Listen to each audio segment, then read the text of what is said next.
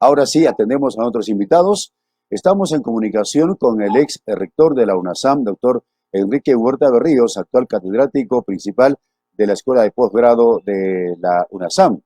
Doctor Enrique Huerta Berríos, muy buenos días. Buenos días, Milton. Buenos días a tu enorme público. Estoy a tu Muy bien, servicio. totalmente. Nosotros estamos muy contentos de tenerlo aquí y es un invitado para nosotros de lujo por la alta preparación académica, por los aportes que seguramente nos va a dar en los próximos minutos. Hablábamos del expresidente Martín Vizcarra, que libra una batalla legal, pero los peruanos estamos librando una batalla económica en las calles, en las amas de casa, los padres de familia. El costo de vida se incrementa, la economía peruana continúa en recesión. El año pasado no llegamos ni al 1%, tuvimos una involución económica. ¿Cuál es el panorama, doctor Enrique Huerta, que usted describe a nivel nacional, por favor? Muchas gracias, Milton. Sí, obviamente su pregunta es fundamental, ¿no? Primero debemos contextualizar, ¿no? Decir de que nuestro Perú, en la actualidad, en estos momentos, tiene una población de 34.040.000. Esos somos los peruanos, distribuidos en todo el territorio. ¿Cuánto producimos los peruanos? Producimos prácticamente 268.000 millones de dólares. Si eso dividimos, aproximadamente llegamos a 7.950 dólares por persona. Si nos Ingreso per comparamos, cápita. sí, cuando nos comparamos con los norteamericanos estamos muy abajo. Si lo hacemos con los países nórdicos, que llegan casi a 100.000 dólares, estamos muy por debajo. Inclusive con Chile, ¿no? Chile tiene 17.000 dólares por cabeza, o sea, 10.000 dólares más que nosotros. ¿Eso qué quiere decir? De que nuestro nivel económico es muy bajo y por lo tanto existe malestar social, ¿no? Malestar social. Producto de ello, las Naciones Unidas, a través de la FAO, ha informado de que hay 52% de peruanos aproximadamente con hambre moderado, pero con hambre. Entonces, más de la mitad de los peruanos están en este momento con problemas de parar la olla, ¿no? Eso marca justamente el malestar social. Por otro lado, debemos decir de que nuestra economía peruana es emergente, ¿no? El Banco Mundial, el Fondo Monetario Internacional lo catalogan como que está despegando recién. Y es una economía pequeña, ¿no? Es pequeña porque apenas del 100% del Producto Mundial solo aportamos 0.6%, ¿no? Casi nada. Y es casi nada, sí. Es abierta, es decir, comerciamos con el mundo internacional aquí y allá, y bueno, hay más exportaciones, también más importaciones, etcétera. Y es una economía mixta, en tanto que combina la economía de mercado y por otro lado la economía intervencionista del gobierno. Ahora, ¿cómo estamos en este momento? El año pasado, como bien lo has indicado, tuvimos una recesión de menos 0.6%, un revés económico. Ese revés económico no solamente significa una retracción de la producción, sino también del desempleo. El desempleo está subiendo fuertemente, ¿no? Prácticamente tenemos un desempleo que llega a cerca del 6%, lo cual es tremendo si se compara que lo normal es de 3-4%, ¿no? Es más el doble, ¿no? Entonces, debemos señalar de que a eso se suma el subempleo, la informalidad económica, que de cada 10 peruanos, 8 prácticamente cachuelean, ¿no? Trabajan frágilmente, ¿no? En empleos poco dignos, con poca remuneración, ¿no? Entonces, eso es. Ahora, a ello se suma la inestabilidad política. Tenemos más de 6 presidentes que han rotado en menos de 6 años, entonces, a razón de un presidente por año. Eso le da inestabilidad, le da también una debilidad institucional al país. Y, por supuesto, sobreviene la incertidumbre. Los peruanos no sabemos qué va a pasar el próximo mes, el próximo año.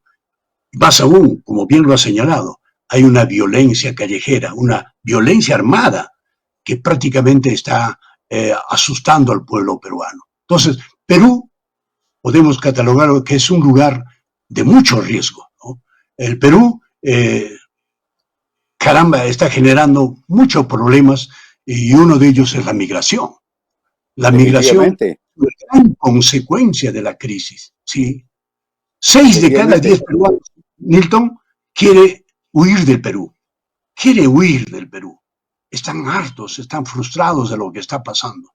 Entonces, no solamente es un país con alto riesgo, sino es ingobernable. ¿Qué esperamos para el próximo año? ¿Creen que mejore? No. Entonces, eso es. ¿Y quiénes son los que migran? Justamente el mejor capital humano que tenemos. Jóvenes de 18, 25 años, ¿no? Ellos son los más propensos a emigrar, ¿no? Le sigue, por supuesto, la gente que tiene de 26 a 42 años, ¿no? Entonces, en total, desde los años 90 hasta la fecha, ¿cuánto han migrado del Perú? 3,5 millones de peruanos. Esto es alarmante, ¿no? Esto es una demostración, una evidencia de que la situación económica es crítica, muy crítica, ¿no? Entonces, doctor, hay una gran inseguridad ciudadana, Nilton. Y por lo tanto, la percepción pues es generalizada. Hay mucho incierto. Y esto es alarmante, ¿no? 3,5 millones de peruanos que se han ido. Están frustrados, ¿no? ¿Por qué? Hay una permanente crisis, no solamente económica, sino política, moral. La corrupción se ha acrecentado tremendamente. Entonces, no hay una creencia de que el futuro puede ser una solución para los jóvenes. Los mayores, por supuesto, tenemos que aguantar, ¿no? Tenemos que aguantar. Pero los jóvenes, al ver de que no hay expectativas, parten, ¿no? Entonces, voy a señalar algo más, ¿no? Reina la desesperanza en todas las capas sociales. Las encuestas que ha hecho Ipsos, que bien lo ha señalado también ahora, Ipsos, dice de que los estratos A y B, es decir, los estratos más altos de nuestra sociedad, emigran tremendamente. 67% el estrato A y el estrato B, 72%. O sea, la mayoría no creen en este país, ¿no?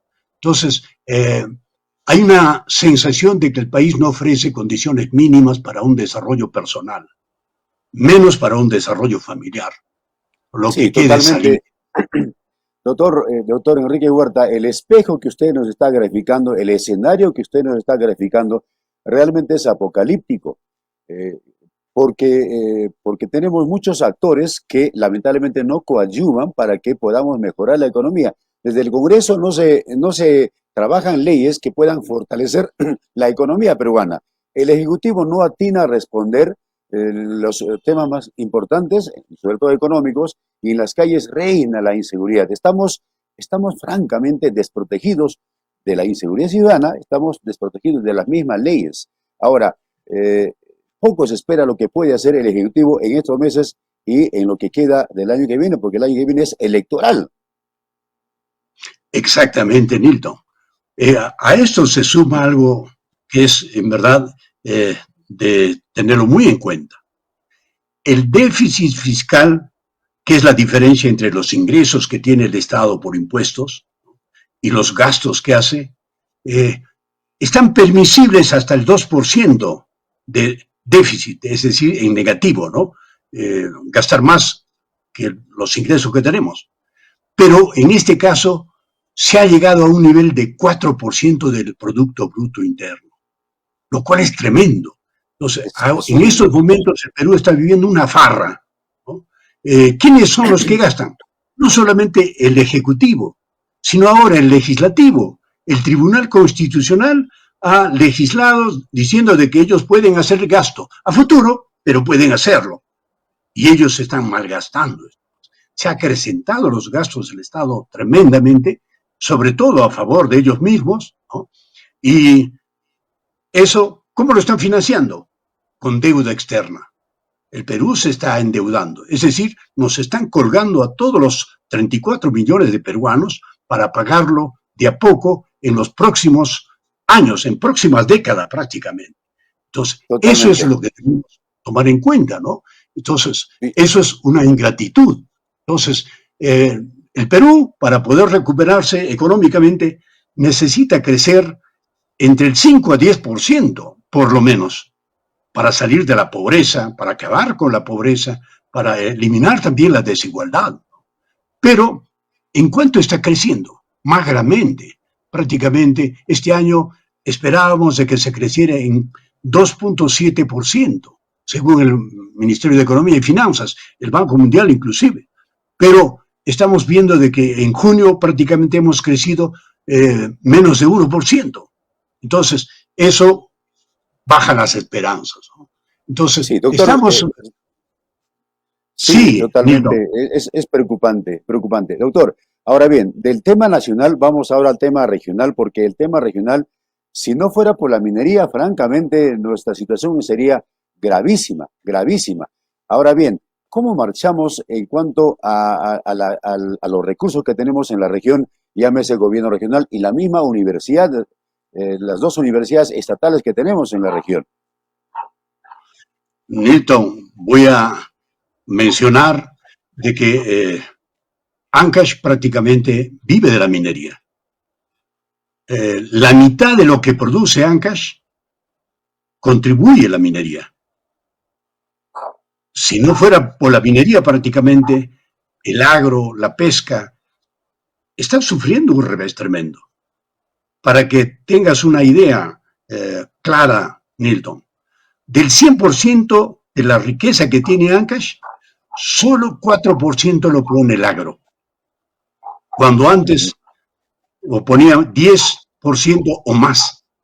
¿Qué ha pasado con el agro? Se ha achicado. Está tendiendo a desaparecer. Hay otros departamentos del sur del Perú, Moquegua, Arequipa, Ica sobre todo, que han visto florecer su agricultura, la agroindustria, mejor dicho, la producción de Ujú. espárragos, de páprica, uva de mesa, etcétera, que están exportando tremendamente. Pero Ancash no lo hace.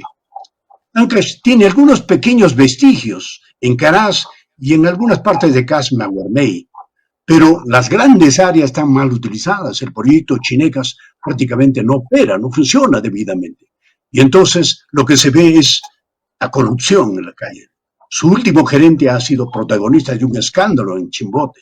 Lo han pescado Chinecas. justamente recibiendo coimas. Entonces, ese es el estado, digamos, de nuestra institucionalidad. Ahora, eh, los gobiernos, tanto regional como locales, son 166 distritos que tiene Ancash, Ujú. prácticamente reciben lo que el gobierno les entrega del llamado canon minero, ¿no? Que en el fondo es un pago del impuesto a la renta. Ese impuesto que recibe el Estado lo distribuye justamente una parte para nosotros y la otra se queda. Al De lo Estado. que nos entregan, evidentemente, llega al gobierno regional, a los distritos, provincias, etcétera. ¿A quién le llega más? A San Marcos, Mm. a Guari, luego prosiguen con Santa, con la provincia del Santa. Luego a Nuevo Chimbote. Independencia. Independencia es el distrito que recibe mucho más dinero en el Callejón de Guaylas, inclusive más que Huaraz. Claro. Entonces, ahí está. Y la otra parte lo reciben pues los 160 y tantos distritos que tiene el Perú, en algunos casos migajas, ¿no? Vamos a decir, por ejemplo, los distritos de Payasca, de Cabana, ¿no? De Chiquián, etcétera, apenas reciben unas propinas, ¿no? Que no les alcanza casi para nada. Hay una desigual distribución de los recursos del canon. Ahora, también le llega a las universidades, es cierto, es una suma muy significativa, suma que nosotros gestionamos en el año 2003, 2002. 2004. Recordarás, Milton, ¿no? ¿Sí? Esto no tenía la universidad. Logramos que la universidad se inserte en la creencia que era una suma pequeña, pero en verdad finalmente se sabe que es una suma fabulosa, ¿no? Todos los años Ujú. recibe esa suma fabulosa. ¿En qué se está invirtiendo? Ustedes pueden verlo. No tenemos mayores logros, ¿no? La ciudad universitaria, cuyo estudio lo mandamos a hacer con la Universidad Nacional de Ingeniería, y logramos su financiamiento con la lucha que el pueblo guaracino, el pueblo ancachino libró en el año 2002 prácticamente, Eso garantizó la construcción de la ciudad universitaria. Mm. Pero la millonada que están recibiendo hace 20 años no se ve nada, ¿no? Eso debo significar. Yo lamento, sí, de que las noticias emanadas de la Contraloría General de la República han puesto a nuestra universidad, pues, como la segunda institución con signos de riesgo de corrupción a nivel nacional, seguido por otras universidades nacionales también. Eso es triste saberlo, ¿no? Pero habría que auscultar. En verdad, la Contraloría no solamente debe informar eso, yo creo que debe avanzar para demostrar qué cosas malas se están haciendo en las universidades, en las instituciones del Perú, Claro. en la policía del Perú también, que están encabezando, ¿no? Entonces, eso, en verdad, ¿qué significa en pocas palabras? Ancash está perdiendo su oportunidad de oro. Jamás como en este tiempo, como en estos 20 años, hemos tenido tantos recursos para el desarrollo. Pero ese desarrollo no se cristaliza, no se ve, ni en la costa ni en la sierra. Estamos prácticamente viendo de que se malgasta el dinero, se devuelve, diríamos, al erario público, y por otro lado hay mucha corrupción, ¿no? Eso estamos asistiendo. Entonces, estamos perdiendo la oportunidad de salir adelante. Hay otros departamentos del Perú, estamos hablando del totalmente. Perú. Sí, y totalmente. No está en primer lugar, por ejemplo. Arequipa, decimos, ¿no? Ica. Y nosotros siempre decimos, y nosotros nada. Sí, y nosotros siempre...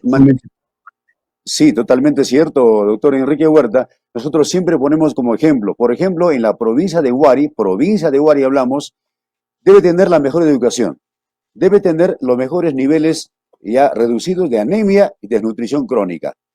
Algunas enfermedades ya deben ser superadas en Huari, por lo menos, que tiene 20 años de canon minero, pero se mantiene con los mismos niveles preocupantes en anemia, en desnutrición, en pobreza, las brechas son grandes.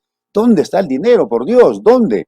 En verdad, hay muchas preguntas. Doctor Enrique Huerta, interesante, importante todos los aportes que usted nos está dando. Finalmente, para mejorar nuestra calidad de ejecución de gasto, porque seguimos en el sótano, en el gobierno regional y también las municipalidades, Huaraz, Independencia, no mejoran.